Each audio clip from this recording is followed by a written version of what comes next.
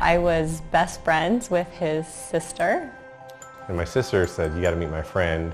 And I'm like, no, I'm not going to date one of your friends. And then Mary walked in the room and I said, well, I changed my mind. I'll date your friend. And I actually called my mom that day and I said, Mom, you're not going to believe this, but I met the man I'm going to marry. I've kind of always known that I was a little different than everybody. The first time I noticed that there was something wrong was ironically on the day he proposed to me.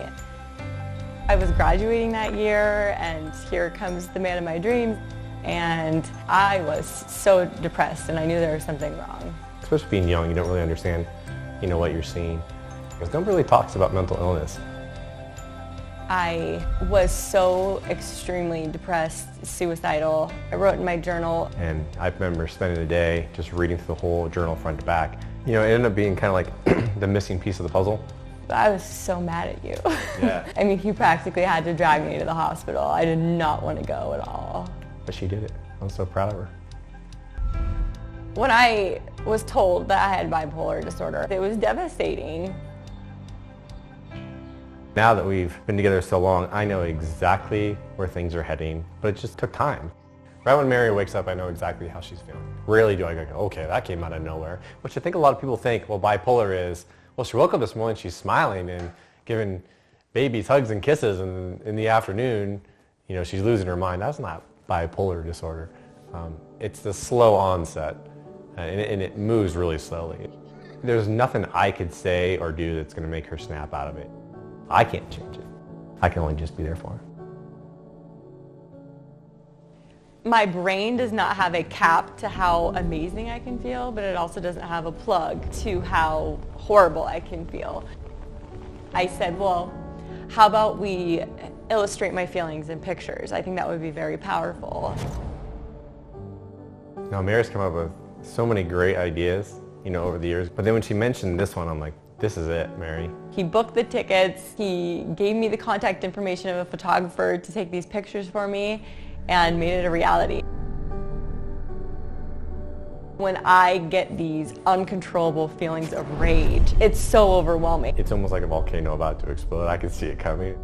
Suicidal thoughts is when you are so profoundly depressed and in your deranged, irrational state of mind, you think the only thing that will help you is killing yourself, which absolutely I know is not the answer.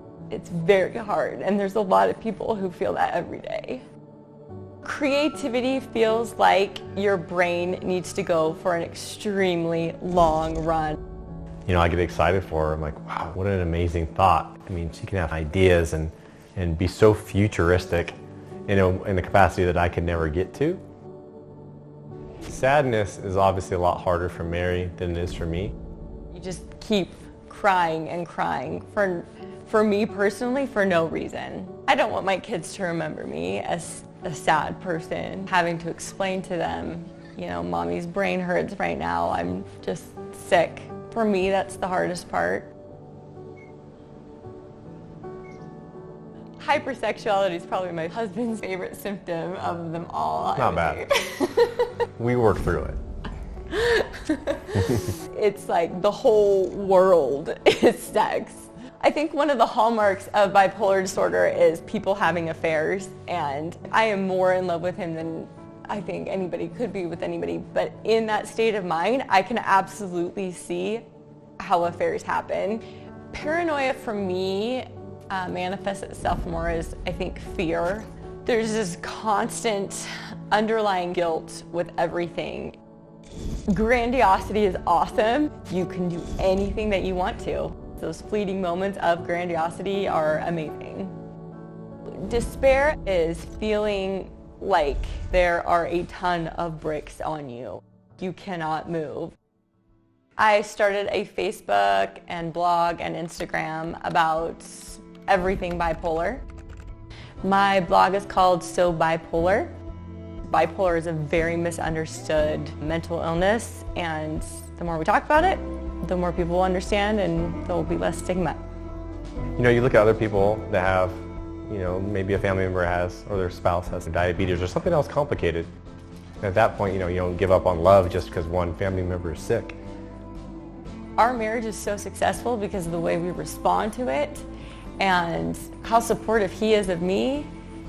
I know we've been talking a lot about how, I pick Mary up, but it goes both ways. Mary is always there for me and all, everything that I go through.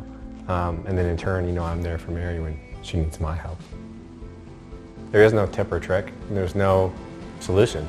But at the end of the day, like, Mary and I love each other, and this marriage is going to last until we die. That's the way we're doing it.